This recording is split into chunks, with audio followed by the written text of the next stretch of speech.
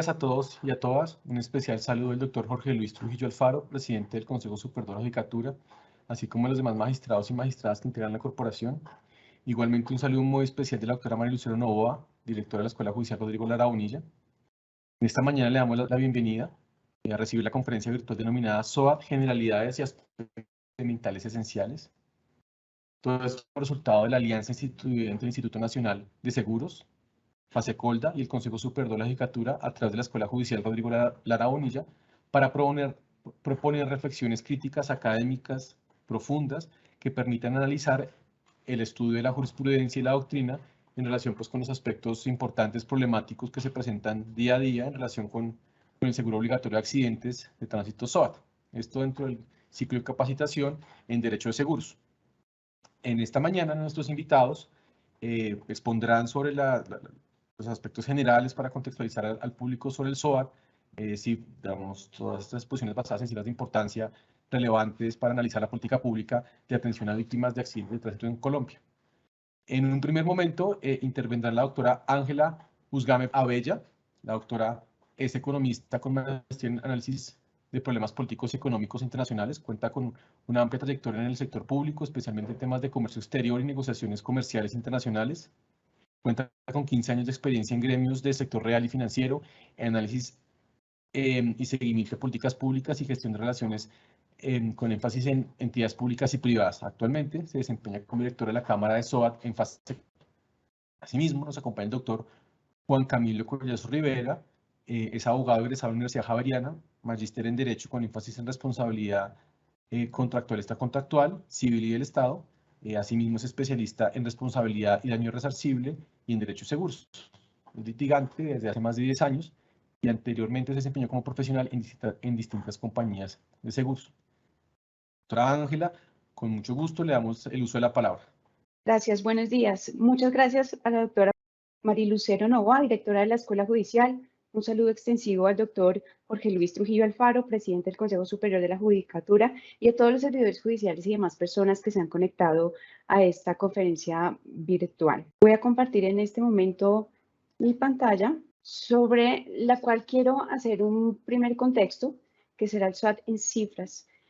Elementos esenciales para atender la situación actual de este seguro.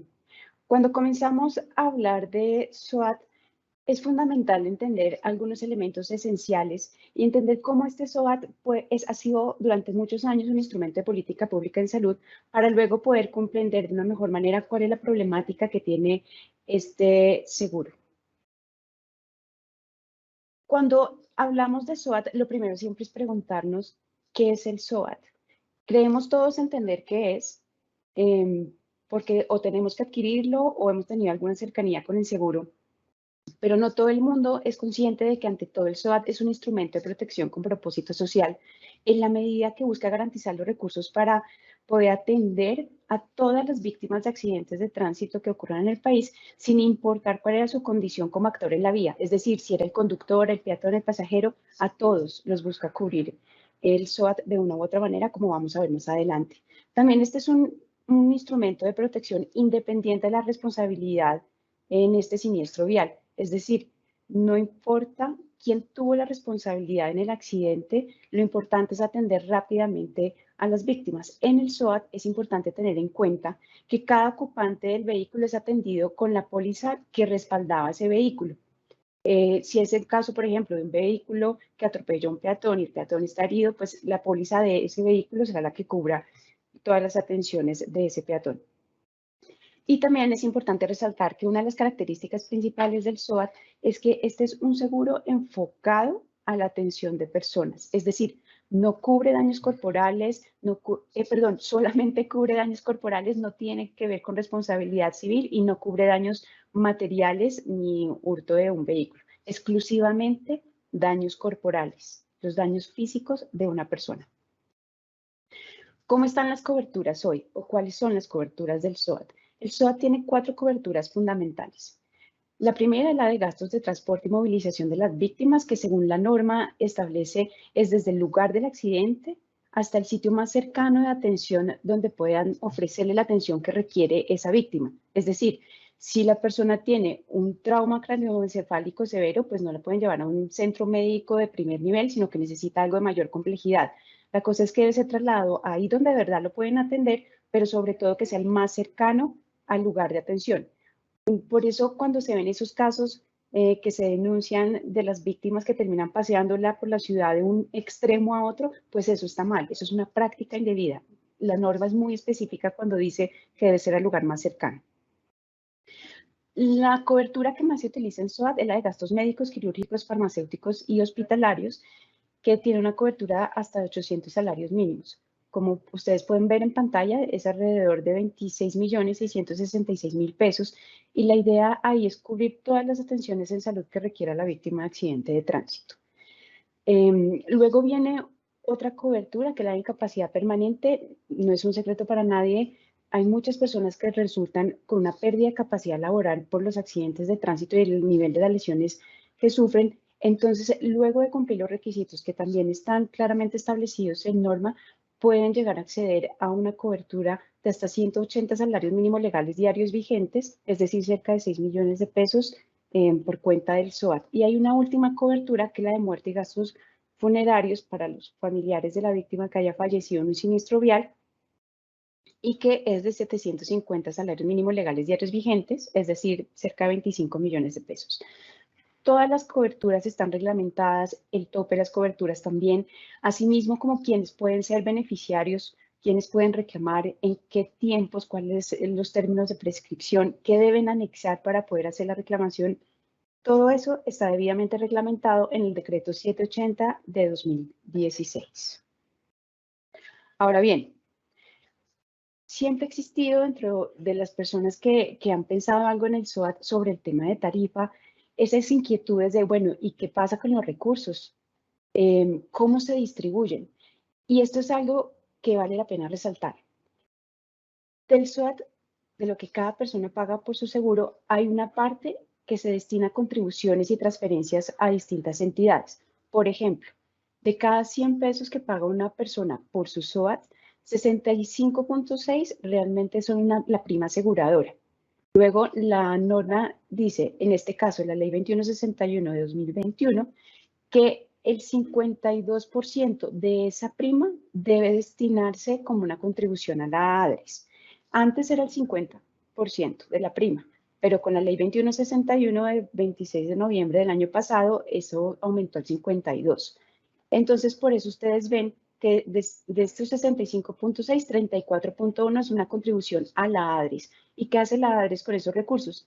Paga distintas cosas, la atención de migrantes, vacunaciones, no COVID o cualquier otro tipo de necesidad que tenga el sistema de salud. Y hay un porcentaje pequeño que es una tasa RUNT, que también es una tasa que está reglamentada, en este caso por el Ministerio de Transporte, y que básicamente lo que busca es poder hacer que la póliza o que todas las pólizas del SOAT pues queden registradas debidamente en el RUT.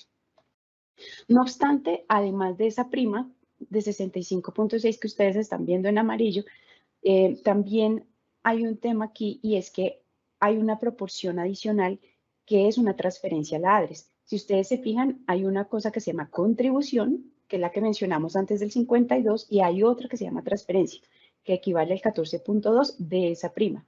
Y esa transferencia a la ADRES es básicamente unos recursos para poder pagar todas las atenciones en salud que requieran las víctimas de accidente de tránsito cuando el vehículo no pudo ser identificado o no estaba asegurado con un SOAT debidamente vigente como debe ser. Entonces, por eso es que decíamos al principio, el SOAT tiene un propósito social, es cubrir a todas las víctimas de accidentes de tránsito.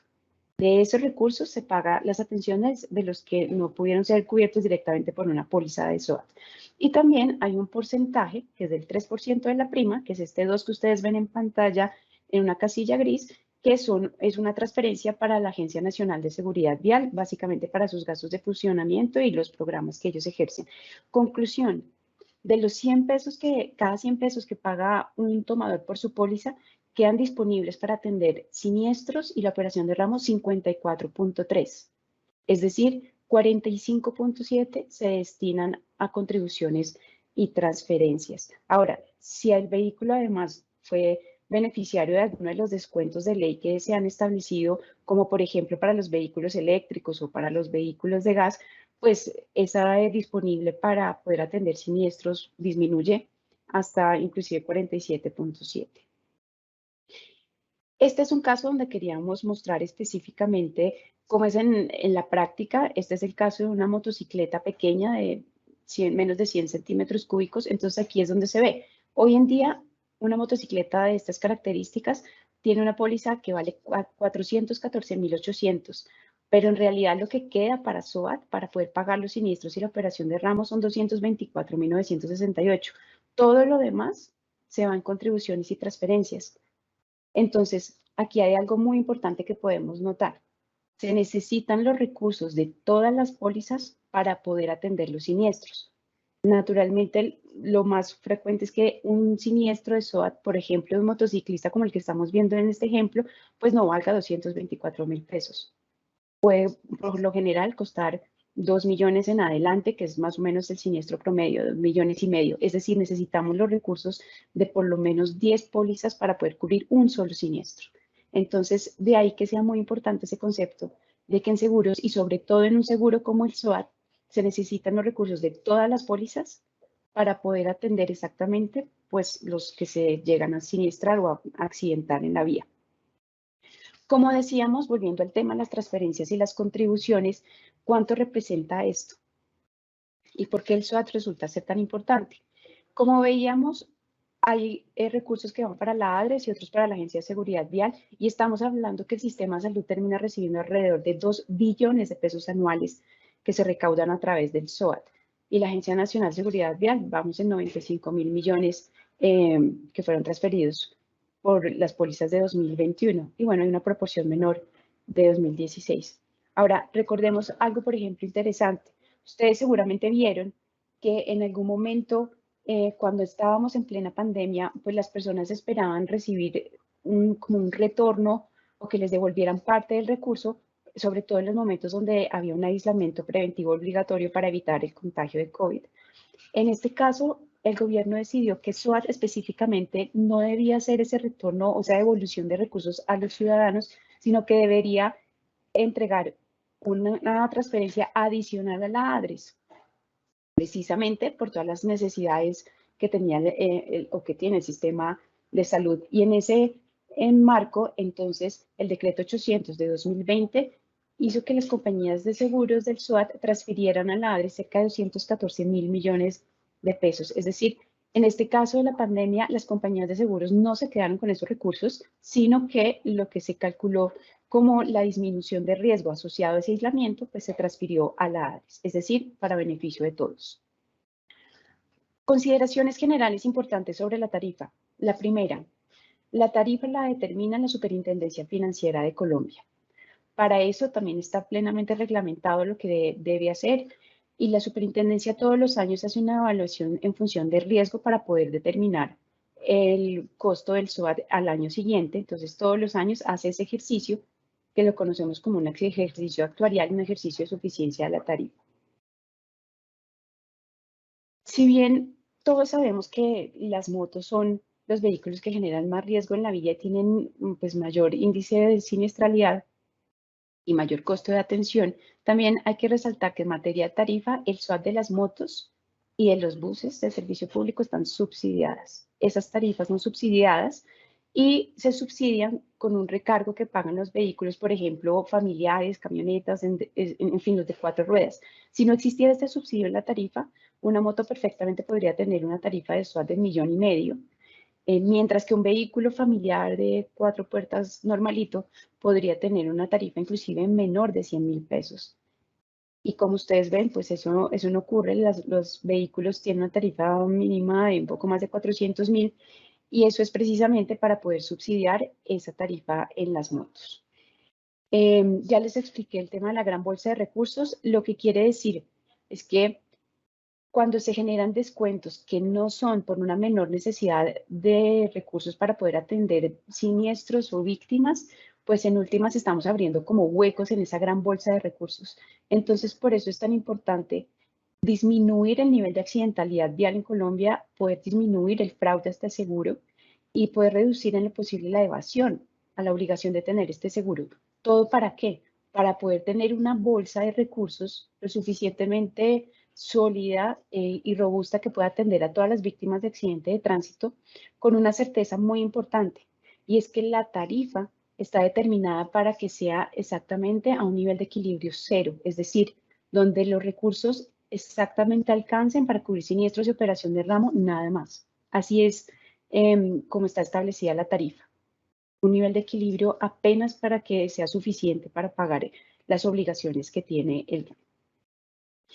En últimas, les quise traer esta gráfica para mostrarles cómo está la situación del SOAT en este momento.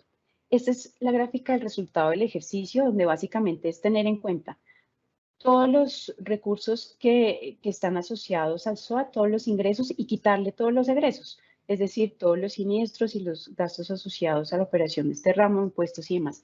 Y como ustedes ven, los resultados son negativos. Para 2021 los resultados del SOAT fueron de menos 192.000 millones de pesos. Lo que ustedes ven aquí como una mejoría en 2019, 2018 fue porque ahí se presentó un aumento leve de tarifa, pero a pesar de la pandemia, la situación pues ha empeorado en términos de los resultados que ha tenido el SOAT. Entonces realmente este no es que sea el gran negocio, realmente no lo es, pero pues es la situación, y por eso es que todos trabajamos por tratar de proteger este instrumento de protección para que no se desfinancie del todo, para que no sea inviable en Colombia, y lo que queremos es que pues siga funcionando de la mejor manera posible en beneficio de todas las víctimas de accidente de tránsito. Ahora bien, cuando decíamos que el SOAT es un instrumento de protección y es un instrumento importante en la política de salud pública, es básicamente porque funciona como un aliado del sistema de salud, como lo hemos visto. Algo importante en el SOAT que es bueno, pero a la vez ha sido también una debilidad en términos de lo que representa de riesgo, es, por ejemplo, el tema de la agilidad en los pagos. En el SOAT no hay necesidad de pedir autorización de servicios, no existen copagos, las compañías de seguros tienen unos tiempos reglamentados para poder pagar y atender las reclamaciones con cargo al seguro. Entonces, eso es bueno de cara a las víctimas y se estableció así normativamente pensando en las víctimas, pero también terminó siendo una debilidad porque algunos prestadores de salud han encontrado por ahí el camino para cobrarle muchas cosas al SOAT que no corresponden. Entonces, tenemos que buscar entre todos esa manera de que no se abuse del SOAT, sino que realmente pues, se use para lo que debe ser, y es la protección de las víctimas de accidente de pago. El SOAT siempre será el pagador en primera instancia, es decir, es la primera capa de atención. Es decir, cuando alguien se accidenta y necesita atenciones en salud, el SOAT siempre será el que primero pague, hasta los 800 salarios que veíamos, mínimos diarios vigentes. Y luego, si la atención de esa víctima costó más, necesitó muchas cirugías, mucha recuperación, en fin, luego sigue a operar en exceso del SOAT cualquier otro esquema de cobertura que proteja a la víctima. La EPS, la administradora de riesgos laborales, si es que fue un accidente de origen laboral, la póliza de salud, en fin, la que cuente la víctima en ese momento, para poder llegar en últimas a una recuperación total. Pero aquí el mensaje es, el SOAT siempre será el que cubra esa primera capa. En cuanto a víctimas, en este momento lo que estamos viendo en esta gráfica es la evolución de la cantidad de víctimas que ha atendido el SOAT en los últimos años. Vemos que en los últimos 10 años se acercan los 6 millones de personas que se han visto beneficiadas por el SOAT al haber sufrido un siniestro vial y haber sido atendido con cargo a este seguro. Vemos en este momento que ya estamos desde hace varios años por encima de los 600.000 víctimas anuales en siniestros viales, y pues la verdad vemos una leve disminución que se presentó en 2020, puede ser por efecto de la pandemia, pero el rebote ha sido total. En 2021 ya lo ven, se alcanzaron alrededor de 680.000 víctimas, y la verdad en 2022 también va bastante elevado. En términos de cuánto cuestan todos esos siniestros y esas atenciones, alrededor de 1.9 billones anuales. Eso es lo que costó en el último año. Si miramos el promedio anual, puede estar alrededor de 1.7, y esto es sin contar las atenciones que cubre la ADRES. Ahora aterrizamos de una vez ya con este contexto en la problemática. ¿Cuáles son los ejes principales que han mostrado que afectan principalmente a este seguro? Los vemos aquí. La alta accidentalidad, que ya ustedes pueden deducir, entre más accidentalidad, entre más víctimas, pues más exigencia de recursos hay sobre el SOAT para poder atender los siniestros y eso termina presionando las tarifas hacia el alza, porque si no, pues no alcanzarían los recursos para poder atender a tantas víctimas.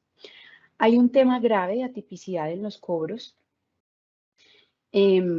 Hay distintas tipologías que ahora se las voy a enseñar de irregularidades en esos cobros en el SOAT, que hay unas cosas que se pueden considerar eventual fraude, que han sido objeto de investigación y demás por las autoridades competentes, pero también hay otras prácticas irregulares como sobrecostos en procedimientos y dispositivos. Si bien prácticamente todo está regulado dentro del SOAT, hay alguna desactualización en normas que llevan a que algunos procedimientos no esté establecido cuánto debe pagar el SOAT por esos procedimientos. Entonces, perfectamente hay algunos prestadores de servicios de salud que han encontrado que pueden cobrar unos costos muy elevados que no los cobrarían si fuera otro el pagador. Y esos son sobrecostos que sin duda pues afectan también los recursos disponibles en SOAT. Y los excesos de protocolo. ¿Qué es un exceso de protocolo? Por ejemplo, casos que se ven en la vida real. Alguien que tuvo una fractura de un brazo y terminan sacándole 50 radiografías para eso. Cosas de ese estilo. O que terminan en algunas clínicas pacientes que sí o sí, sea grave o no, terminan en una cámara hiperbárica. Cosas que no son necesarias, pero las hacen para poder agotar la cobertura. Tenemos un tema de la reglamentación.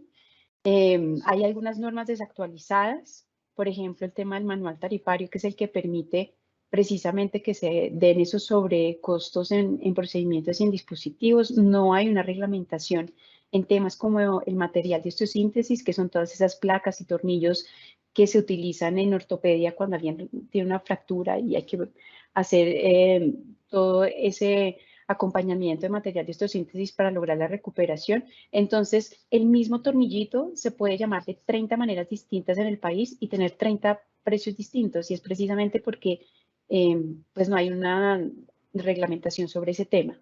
Y hay una falta de armonización en normas que tienen que ver con el SOAT. Esto, en últimas, ustedes cuando entran a ver en detalle el caso, SOAT es como una gran colcha de retazos de normas. Hace falta que se pueda hacer algo mucho más organizado, ordenado y que puedan hacer que SOAT funcione de mejor manera en lugar de ir poniendo como pañitos de agua tibia en los distintos problemas. Y en los temas de evasión, que son muy altos, seguramente ustedes lo han escuchado porque ha sido bastante público, tenemos una evasión que puede estar alrededor de 47% de los vehículos que tienen una matrícula activa en Colombia. Entonces, ¿qué pasa con la evasión? Hace que pues haya menos recursos que se recauden a través del SOAT, por ejemplo, para el sistema de salud. Como vimos el tema de la accidentalidad, tenemos alrededor de 650.000, 700.000 víctimas al año y esto se explica por el crecimiento del parque automotor que ustedes ven aquí, ha sido supremamente ascendente desde hace muchos años. Ya estamos en un punto donde hay más motocicletas que otro tipo de vehículos, es decir, Colombia es un país que se mueve en moto, con los riesgos que eso implica. En cuanto a las víctimas, el 87% de los casos tienen al menos una moto involucrada. Es decir, definitivamente las motos son los que más aportan víctimas en siniestros viales. El número de fallecidos, el Instituto Nacional de Medicina Legal ha informado pues, que ya estamos en una cifra aterradora. En 2021 fueron 7.307 personas las que perdieron la vida en un accidente de tránsito en Colombia. Este es el dato más alto que vemos desde 2010. Es bastante crítico. Igual el número de personas que terminan con una incapacidad total y permanente por accidentes de tránsito. Alrededor de, en el último año fueron 1.800, pero como ustedes ven, en los otros años ha sido más alto. Personas quedan con una lesión permanente por un siniestro vial. En cuanto a las atipicidades, básicamente lo que estamos viendo es que hay un promedio país de costo de siniestros que para 2019 estaba alrededor de 2.860.000, pero hay algunas ciudades donde es mucho más costoso un siniestro, que son los que ustedes ven en pantalla en rojo. Miren, por ejemplo, Valledupar, Santa Marta, Montería, Cali, inclusive Tunja. Hay algunas ciudades donde el siniestro promedio puede ser perfectamente 30% por encima del costo promedio del país. Ahí es donde empiezan a verse casos bastante particulares de algunas prácticas pues, que por lo menos llaman la atención. ¿Cuáles son las principales atipicidades que se han encontrado? Por ejemplo, cobros al SOAT por cosas que no fueron originadas en accidente de tránsito. Personas que se caen por la escalera, que tienen un accidente deportivo, en fin, y lo hacen pasar como un SOAT, pues para que sea una atención más rápida o cualquier otro propósito, pues que lleve a que esto suceda. Y aquí es importante algo, y es que la responsabilidad de definir que la lesión que se está tratando, si tiene que ver con accidente de tránsito, es del médico que atiende esa emergencia o esa situación. Entonces ahí es muy importante también pues contar con el apropiado manejo que den los prestadores de servicios de salud sobre este tema. También se ven casos de facturación de servicios no prestados, que nunca se le hicieron a la víctima, pero se cobran al SOAT. Pólizas prestadas, donde se ven casos de una sola póliza que puede tener 18 siniestros en un año. Literal, tenemos casos de ese estilo, que al final se termina viendo que fue una misma póliza, pero que la prestaron a distintos siniestros, a distintas personas y con distintos vehículos, pero pasaron una póliza reiteradamente. Hay dobles cobros, como presentaciones de cobros duplicados a una misma aseguradora en distintos momentos del tiempo o a varias aseguradoras por el mismo siniestro de la misma víctima ocurrido en el mismo momento y cosas de ese estilo. Y los sobrecostos y otros excesos, que era lo que les explicaba anteriormente. Y en los temas de evasión, como les contaba, de los 17 millones de vehículos que están con una matrícula activa reportada en el RUNT, alrededor de 8 millones no tienen un SOAT. Esto nos da alrededor del 47%, donde la mayor evasión naturalmente está en las motos, con el 60% de las motos que están registradas en el RUNT. ¿Esto qué hace? Básicamente que por cuenta de la evasión, el sistema de salud deja de recibir alrededor de 1.7 billones anuales, así como la Agencia Nacional de Seguridad Vial deja de recibir alrededor de 81.000 millones, y las aseguradoras también dejan de recibir alrededor de 2.2 billones, pero recuerden que buena parte de eso se va también para recursos del sistema de salud y otra parte pues para los siniestros que también se presenten por esos que hoy en día no están.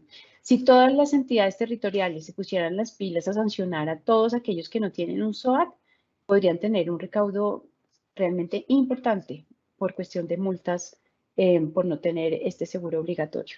Entonces, con este marco, lo que quería resaltarles era, bueno, ese contexto de cómo está el seguro en Colombia y cuáles son los principales problemas que se han evidenciado. Muchas gracias. Doctora, muchas gracias, muy lúcida y muy precisa su intervención. Entonces le cedo el uso de la palabra al doctor Juan Camilo y después vendrá una ronda de preguntas. Muy buenos días para todos. Quiero agradecerle a la doctora Marilucero Novoa, directora de la Escuela Judicial. Un saludo extensivo al doctor Jorge Luis Trujillo Alfaro, presidente del Consejo Superior de la Judicatura, y a todos los servidores judiciales y demás personas que se han conectado a esta conferencia virtual. A continuación, haré una presentación de unas diapositivas. Bueno, teniendo en cuenta la exposición que acabamos de revisar, parte de la doctora Ángela, relacionada con el SOAT, generalidades y aspectos procedimentales esenciales, pues a continuación tocaremos algunos aspectos jurídicos que pues desde el punto de vista práctico han generado algunos inconvenientes pues que muchas veces en sede de tutela han afectado pues las cifras que muy ampliamente nos comentaba la expositora en la presentación anterior. Uno de esos temas que ha tenido bastante pues, implicación desde el punto de vista legal para las finanzas del SOAT, por ponerle algún nombre y apellido a la problemática, ha sido el relacionado con la prescripción. ¿Y por qué les menciono el tema de la prescripción en el seguro como una de las problemáticas que se han venido presentando cuando tocamos pues lo relativo al SOAT? Y es que pues se ha visto, se ha identificado que en muchas demandas judiciales con las cuales se ha presentado un proceso ejecutivo para cobrar, por ejemplo, facturas por prestación de servicios con cargo al SOAT, los jueces han aplicado, resolviendo pues este tipo de procesos judiciales, han aplicado prescripciones de 5 años, es decir, mucho más amplias a las que en principio se aplicarían para los contratos de seguros, como lo son las del artículo 1081, que en principio nos habla de una prescripción de 2 años. Entonces se ha visto que muchos jueces a nivel nacional no han aplicado la norma propia del artículo 1081 del Código de Comercio, sino que han aplicado otro tipo de prescripciones, como la del artículo 2536 del Código Civil, que tiene 5 años. Entonces, ese es el primer problema jurídico que uno identificaría en lo relacionado con la prescripción. Entonces, ¿cuál debería ser la metodología con la cual se aborde esta problemática? ¿Cuál problemática? Si aplicarle a la prescripción derivada del SOAT 5 años o la prescripción del Código de Comercio, artículo 1081, de 2 años o prescripción ordinaria. Entonces, ¿qué es lo recomendable para revisar en este tipo de situaciones? Y es hacerse la siguiente pregunta. ¿La acción ejecutiva para cobrar facturas con cargo a la póliza de seguro SOAT es una acción derivada del contrato de seguro? ¿Por qué nos tenemos que hacer esta pregunta? Porque cuando nosotros leemos el artículo 1081 del Código de Comercio, pues evidentemente nos damos cuenta que le aplicamos este artículo 1081 si la acción que estamos revisando, en este caso la acción ejecutiva que está revisando el juez de la República, es considerada o se deriva del contrato de seguro. Si la acción ejecutiva que está revisando el juez, si esta acción ejecutiva que se está presentando para cobrar unas facturas que se la vamos a cargar al SOAT, si el juez concluye que esa acción ejecutiva se deriva del contrato de seguro, pues la respuesta tendrá que ser que le vamos a aplicar el artículo 1081 del Código de Comercio y no prescripciones de otra índole. Entonces, otra pregunta que se tendrá que hacer el operador de justicia aquí es, bueno, ¿qué es una acción derivada del contrato de seguro? Y aquí, cuando yo hablo sobre estos temas, me gusta mucho la definición o las definiciones que trae el profesor Hernán Fabio López Blanco sobre qué es una acción derivada del contrato de seguro. Entonces, revisemos.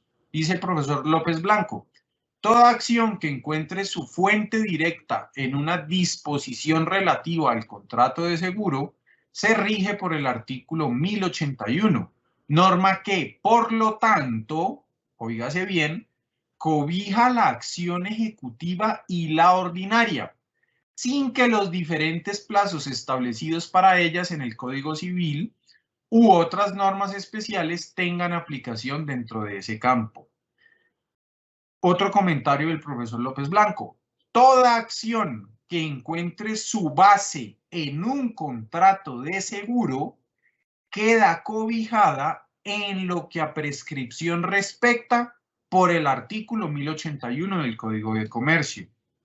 Y remata el profesor López Blanco diciendo lo siguiente: siempre que se trate de una acción referente a un contrato de seguro, sea de las específicamente previstas en los artículos que lo regulan o que pertenezca a disposiciones generales predicables de todos los contratos, lo que se aplica es el artículo 1081 del Código de Comercio, porque en materia de prescripción, dicha norma domina la totalidad del panorama cuando de contrato de seguro se trata. Entonces, si nosotros nos devolvemos al problema jurídico que les planteé hace un momento relacionado con cuál es la norma que aplicamos sobre prescripción cuando estamos ante un proceso ejecutivo para cobrar facturas por prestaciones de servicio con cargo al SOAT, tenemos que recordar, uno, el SOAT es un contrato de seguro. ¿Listo? Dos, esa acción ejecutiva o ese proceso ejecutivo encuentra su base en un contrato de seguro. ¿En cuál contrato de seguro? Pues en el SOAT.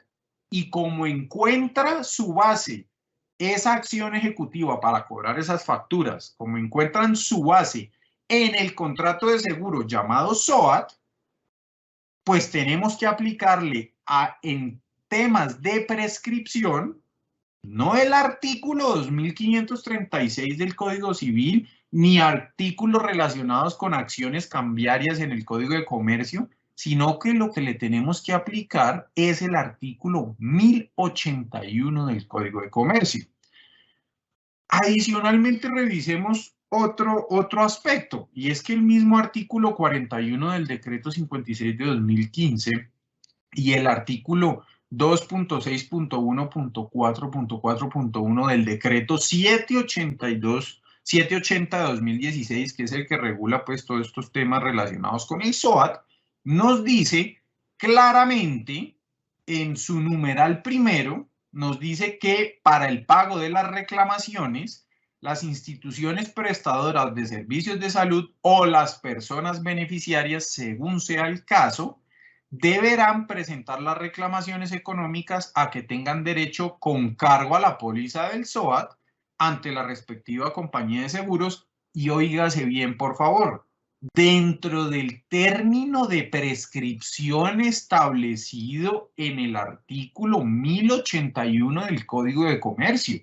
Entonces, ¿cuál es el mensaje que quiero transmitir acá?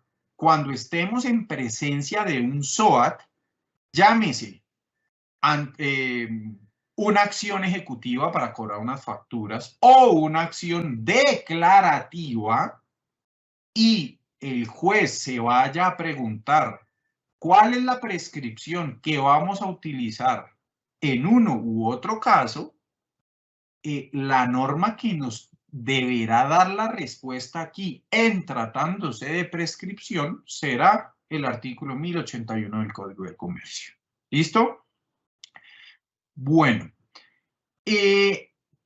lo que les decía ahora, otra de las problemáticas que se presenta en este tema pues de prescripción en SOAT es que se le aplican normas diferentes al artículo 1081.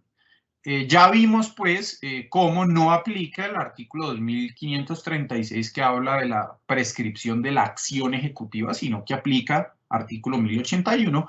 Y lo mismo pasa, como se los mencionaba, cuando se pretende aplicarle a este tipo de cobros ejecutivos, por ejemplo, de facturas, le pretenden aplicar las normas sobre acción cambiaria y por tanto su prescripción o caducidad que está mencionada en el artículo 789 del Código de Comercio. Si nosotros le aplicamos o hacemos ese análisis que acabamos de hacer hace unos pocos minutos sobre si ese proceso ejecutivo con el cual vamos a cobrar unas facturas por prestación de servicios con cargo a la póliza de seguro SOAT, si nosotros entendemos que esa acción ejecutiva deriva del contrato de seguro SOAT, pues no tenemos que entrarle a aplicar prescripciones consagradas en el artículo 789 del Código de Comercio, que es una prescripción de 3 años. Tenemos que aplicarle la norma especial. ¿Y cuál es la norma especial? Pues como ya lo dije y lo he repetido en varias ocasiones, el artículo 1081 del Código de Comercio, que nos habla de una prescripción ordinaria de 2 años. ¿Listo? Bueno, eso respecto del primer problema jurídico que les quería plantear relacionado con prescripción. El segundo problema jurídico, pues que se ha visto en los escenarios judiciales y que de pronto en alguna medida pueden haber influido en la alta siniestralidad o por lo menos que ha afectado las finanzas del SOAT, es este segundo escenario. Es el SOAT como título ejecutivo complejo. ¿Y por qué se los planteo así? Porque cuando nos presentamos el siguiente problema jurídico, se entenderá el por qué planteo esta problemática como la estoy planteando. Miremos bien, ¿cuál es el problema jurídico que les traje aquí? En tratándose de demandas judiciales para cobrar por la vía del proceso ejecutivo facturas por prestación de servicios con cargo al SOAT, ¿estamos en presencia de un título ejecutivo complejo? Entonces, pilas con algo. Si revisan el problema jurídico que en este momento tienen en sus pantallas, es muy similar al anterior. ¿Cuál es la diferencia aquí? Que aquí ya la problemática ya no es qué norma en prescripción aplicamos al SOAT, sino más bien es si ese proceso ejecutivo para cobrar ejecutivamente unas facturas por prestación de servicios con cargo al SOAT, basta con que quien demanda, quien presenta la demanda ejecutiva, aporte la póliza SOAT y sea suficiente para que el juez de la República libre mandamiento de pago en contra de la compañía de seguros. Tengan cuidado con algo. En SOAT no existe un título autónomo para ejecutar a la aseguradora. ¿Por qué?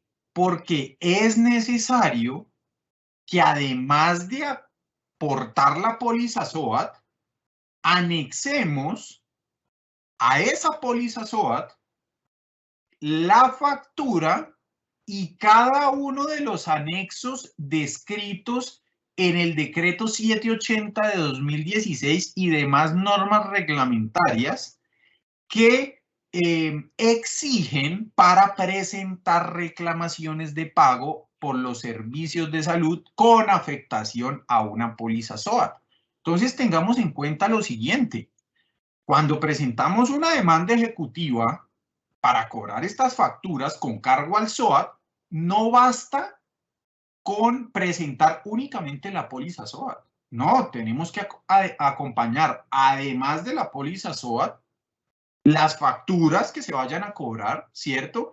Y adicionalmente todos los anexos que describe la norma especial. ¿Y cuál es la norma especial? El decreto 780, el decreto 1072 de 2015, el decreto 1352 de 2013. Ahí nos dice cuáles son los anexos obligatorios con los que tenemos que aportar la póliza SOAT y las facturas. ¿Y qué conclusión forzada nos llega después de decir todo lo que hemos dicho? Que aquí no estamos en presencia de un título ejecutivo simple o autónomo, sino en presencia de un título ejecutivo complejo.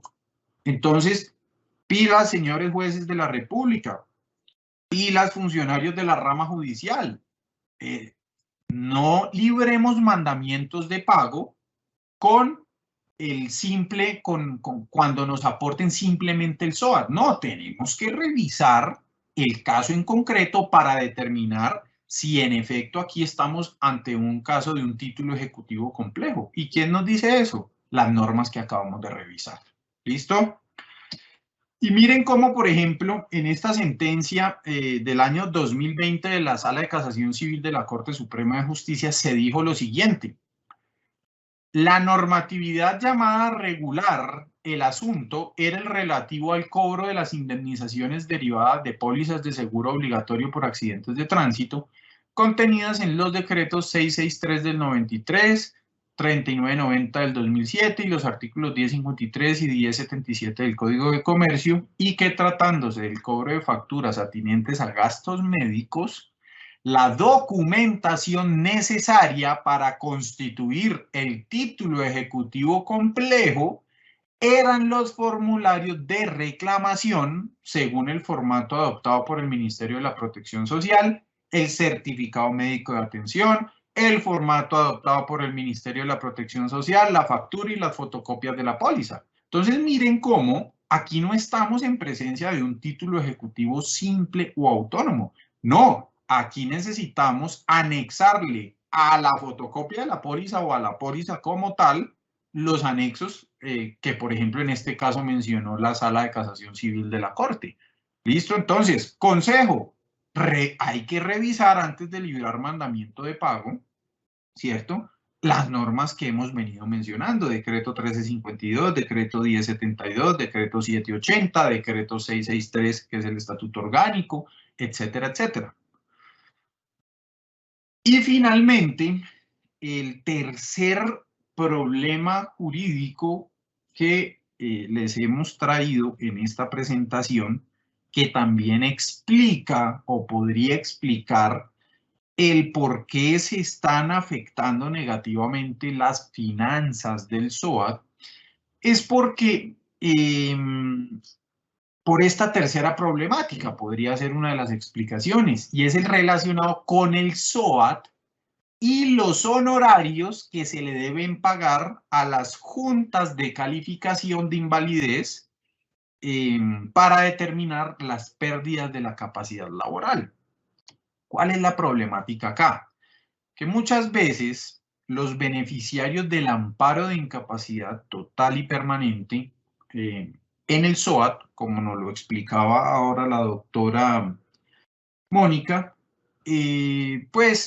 muchas veces esos beneficiarios que pretenden afectar ese amparo de incapacidad total y permanente presentan ante los jueces de la República acciones de tutela solicitando ¿qué?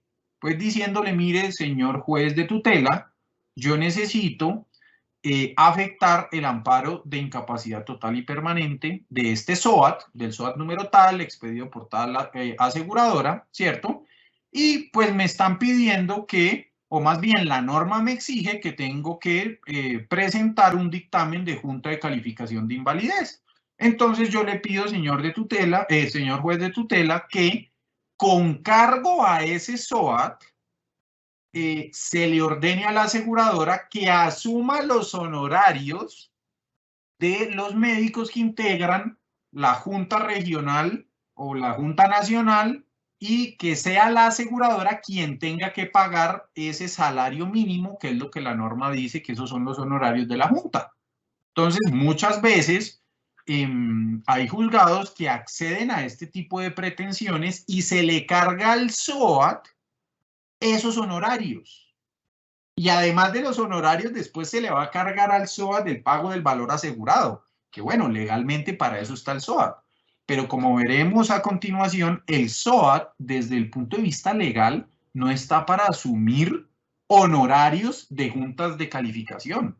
Eso lo tiene que hacer es el solicitante. ¿Y quién es el solicitante? Pues el beneficiario del amparo. Entonces, eso tiene soporte en la norma y es lo que vamos a ver a continuación. Entonces, miren, el decreto 1352 de 2013, en su artículo 20, habla sobre los honorarios de las juntas regionales y nacionales de calificación de invalidez, y miren cómo lo maneja. las juntas regionales y nacional de calificación de invalidez recibirán de manera anticipada por la solicitud de dictamen, sin importar el número de patologías que se presenten y deban ser evaluados, el equivalente a un salario mínimo mensual legal vigente de conformidad con el salario mínimo establecido para el año en que se radique la solicitud, y pilas con esto, el cual deberá ser cancelado por el solicitante. En principio, ¿quién es el solicitante del dictamen? Pues quien en virtud del artículo 1077 del Código de Comercio debe demostrar ocurrencia y cuantía de la pérdida. ¿Y quién es esa persona que debe demostrar ocurrencia y cuantía de la pérdida, por ejemplo, para afectar el amparo de incapacidad total y permanente en una póliza SOAT? Pues el beneficiario. Entonces, en principio, ese solicitante, que es el mismo beneficiario de la póliza SOAT, es quien debe asumir los honorarios de la Junta Regional y Nacional de Calificación de Invalidez.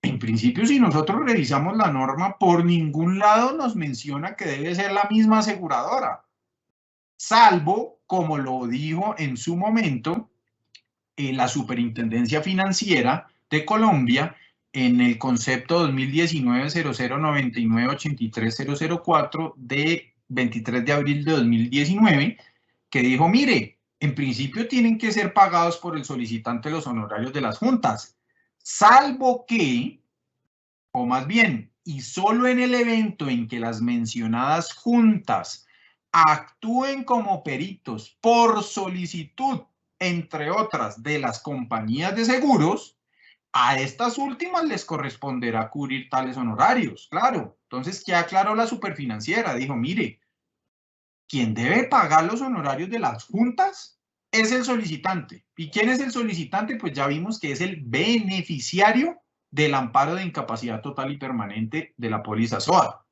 ¿Y cuándo entraría la aseguradora a asumir esa obligación de pago?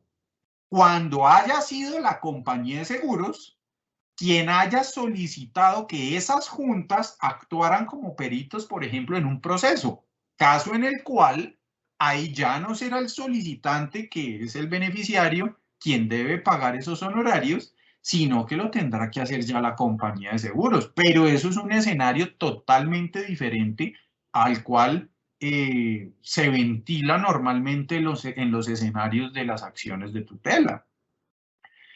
Y finalmente, para concluir, miren cómo sobre este tercer problema jurídico, el Ministerio de Salud y Protección Social, en un concepto del 2018, concretamente el 4 de julio, dijo lo siguiente: en lo que respecta a los honorarios de la correspondiente Junta Regional o Nacional de Calificación de Invalidez, debe señalarse que, conforme al artículo 20 del Decreto 1352 de 2013, su pago deberá efectuarse por el solicitante del dictamen, calidad predicable de las diferentes personas y entidades enlistadas en el artículo 28, como son las EPS, las administradoras de riesgos laborales, las administradoras del Sistema General de Pensiones, los empleadores, los trabajadores, etcétera. Pero en ningún momento nos mencionaron a las aseguradoras, salvo la excepción que les acabo de comentar del concepto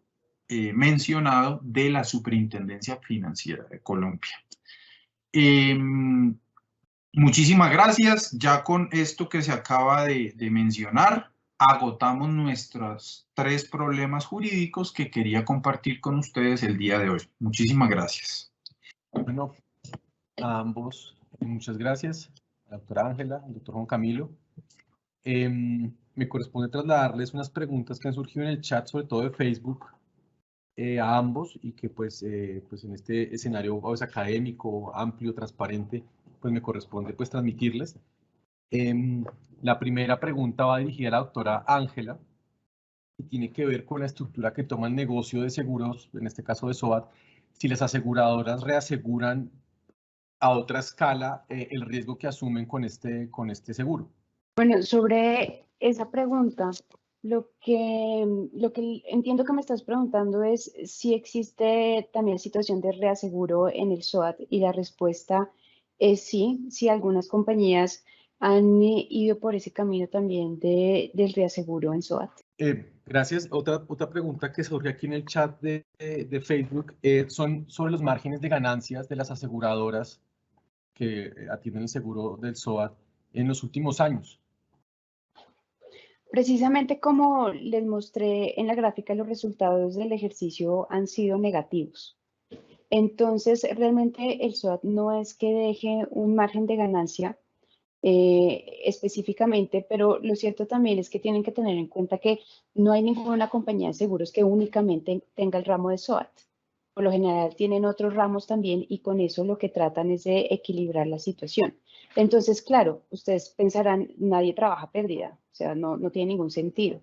Lo que pasa en SOAT es que si bien es un negocio que reiteradamente da resultados negativos y cada vez, como lo vieron, está peor, algo que tiene este seguro también es que sí genera una fluidez de recursos que puede llegar a ser muy útil para cualquier empresa, ¿no? Es un seguro que es masivo y que genera un recurso constante. Entonces, eso puede ayudar también a tener una mejor fluidez, y de ahí es que termina siendo un seguro pues que en últimas no se haya extinguido a pesar de los resultados negativos que ha tenido. Pero pues llega un punto donde ya financieramente pues tampoco es sostenible, a pesar de que genere liquidez, que es realmente lo que hace este ramo. Ya. Una última pregunta, doctora Ángela. No sé plantearla porque, pues, por supuesto, no soy economista. Usted presentaba en su exposición, pues, los casos, digamos, atípicos de fraude. Esa proporción entre los casos atípicos de fraude, que habitualmente se presenta una suerte de tipología, ¿qué proporción tienen en relación con la totalidad del negocio del SOAT? Es decir, es una proporción, es decir, sería ideal que no hubiese fraude, indudablemente, pero uno podría afirmar que el uso adecuado, legal, digamos, del seguro es mayoritario en relación con los eventos de fraude. Sí, realmente es difícil medir el fraude, pues porque precisamente el fraude se va colando, y a veces cuando ya se identifica, ya se hicieron los pagos y no hay mucho que se puede hacer. Pero lo cierto es que no se puede generalizar, es decir, el fraude sí es un tema grave, es un tema creciente, cada vez se ven inclusive cadenas donde ya se ha armado toda una red para defraudar este seguro. Pero si uno lo mira con detalle, no es de todos los prestadores de servicios de salud ni de todos los usuarios. El problema es que de esos que sí están dedicados y tienen casi que una empresa para defraudar el SOAT, pues hacen mucho daño. Ese es el punto crucial. Puede que no sean todos ni la mayoría, pero sí hacen muchísimo daño en la estructura del seguro. Claro que sí, doctora Ángela, muchas gracias. Le reitero, pues, la solvencia de su exposición. Yo honestamente, pues, no entendía mucho del seguro, pero me genera muchas inquietudes para aprender, pues, del asunto. Las siguientes preguntas son para el doctor Juan Camilo, que tienen que ver, digamos, que de alguna manera retomo lo que explicaba la doctora Ángela, y pues los problemas jurídicos que le plantea, pues, al auditorio, concretamente, pues, al auditorio de la rama judicial, que diariamente, pues, resuelve tanto en sede de procesos ordinarios como en tutela esos asuntos. La doctora Ángela apuntaba una cosa que me parece fundamental, es que tiene que ver con el carácter social del SOAT, digamos, ella fue muy incisiva en eso, y de alguna manera que es un seguro que permite financiar, pues, diferentes servicios a cargo del Estado. Actualmente lo entendí el ADRES.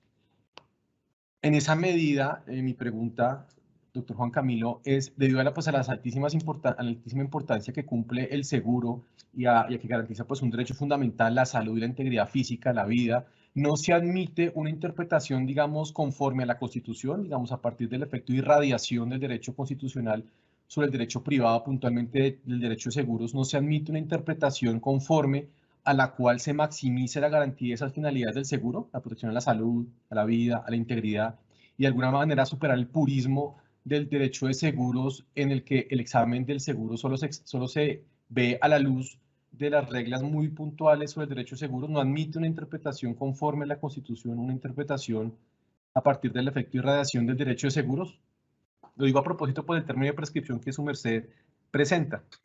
Claro, en efecto, es que pues nosotros siempre debemos tener absolutamente claro que pues el derecho privado debe estar absolutamente permeado por el derecho constitucional, evidentemente. ¿Cuál es el problema? Que cuando hay norma clara sobre una u otra cuestión y además norma especial, pues nosotros tenemos que tener muchísimo cuidado con ese tema, porque es que todas estas interpretaciones constitucionales no nos pueden llevar al exceso de olvidarnos que hay unas normas especiales y claras y absolutamente, pues, plasmadas en el Código de Comercio, que nos hagan borrar de un tajo lo que ya tenemos para aplicar interpretaciones constitucionales. Inclusive pensé que de pronto me ibas a hacer el análisis de interpretación constitucional, no tanto al tema de la prescripción, porque ahí no tanto la han aplicado, porque es que mira que si nosotros dijéramos, mire, apliquémosle fundamentos constitucionales al conteo de la prescripción, pues uno diría, bueno, pero es que lo que han hecho es no aplicar temas constitucionales, sino irse para normas sobre acción cambiaria, o dos, para normas sobre prescripción de acción ejecutiva. Entonces uno diría, bueno, ahí de pronto la interpretación constitucional de la norma sobre seguros no se me haría tan clara, porque es que hay norma especial, en donde uno sí podría decir que es lo que más o menos han hecho los jueces, es en el tema del asumir los honorarios, que la póliza SOAT tenga que asumir el pago de los honorarios, de pronto, eso sí con un criterio constitucional. Pensé que de pronto tu pregunta iba a ir más enfocada a ese aspecto, pero igual veo la misma problemática. Hay unas normas que en principio nos están diciendo quién debe pagar esos honorarios. ¿Qué pasa? Que, pues hombre, le están cargando eso al SOAT y por tanto a las aseguradoras, y eso está generando un desequilibrio financiero que puede terminar finalmente pues de pronto estoy siendo muy exagerado, pero puede terminar finalmente con la cobertura SOAT porque se vuelve absolutamente inviable. Entonces, de pronto, con una interpretación constitucional, sí podríamos cargarle ese pago de los honorarios no a las aseguradoras, sino a las entidades o a las otras entidades que integran el sistema de salud, con el cual sí tendríamos, además de una interpretación constitucional, una interpretación apegada a la norma. Entonces, esa norma que yo les mencionaba ahora, del decreto 780-2016, ahí nos dice taxativamente cuáles son las entidades que deben asumir esos honorarios. Entonces, no se la cargue a la aseguradora porque es que ahí no está. Hay otras entidades que sí podrían asumir esos pagos de honorarios y no necesariamente, si se quiere, pues directamente el solicitante beneficiario, si le queremos aplicar una interpretación social y constitucional al tema. ¿Listo? Don Juan Camilo, muchas gracias. Claro que sí. La segunda pregunta pues iba para allá. Digamos que el auditorio pues de la rama judicial es curioso, es acucioso, es académico. Entonces, su merced en su presentación presentaba una sentencia de la Suprema, la STC 2064 del 20. Su merced la citó. Aquí en el auditorio me hacen caer en cuenta que esa sentencia es una sentencia de tutela. Es decir, la Suprema la profirió en sede de tutela, no como juez ordinario, es decir, no es su especialidad. En eso, pues, quien lleva la batuta es la Corte Constitucional. Le quería preguntar en estos temas, ¿cuál sería el precedente, las reglas jurisprudenciales proferidas por la Corte Constitucional?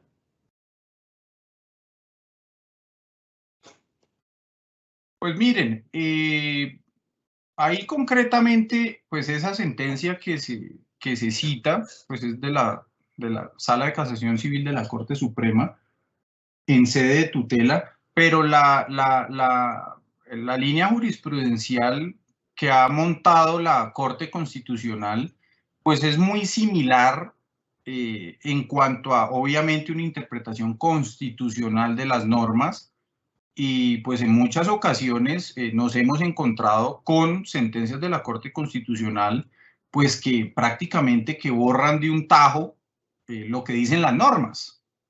Si ustedes analizan, en sede de tutela, la misma Corte Suprema reconoce pues que hay unas normas que, aunque están fallando en sede de tutela, pues hay que respetarlas. Y pues siempre hemos visto, entre comillas, ese choque de trenes que se ha presentado Corte Constitucional y Corte Suprema. Simplemente lo que está haciendo la Corte Suprema es aplicar la norma con un sentido constitucional. Obviamente, pues la Corte Constitucional ha tenido una línea de pronto un poco diferente a lo que se ha planteado en la Corte Suprema, pero pues hay unas normas claras sobre la materia y nosotros tenemos que tener claras las reglas de juego, y las reglas de juego son esas. Entiendo, profesor Juan Camilo, muchas gracias por la lucidez de sus interpretaciones. El debate académico pues está abierto. Sin duda la rama judicial es un espacio pues en el que académicamente se dan las discusiones, entonces agradecemos a ambos, nuestro agradecimiento especial a la doctora Ángela, al doctor Juan Camilo, por su generosidad, quienes desde su amplia trayectoria pues, profesional nos han iluminado, nos han ilustrado sobre el estudio de estos asuntos, puntualmente pues sobre aspectos legales del SOAT. Gracias a todos los servidores y servidoras judiciales, a todas las personas que actúan en el sector de la justicia que se conectaron a esta conferencia virtual.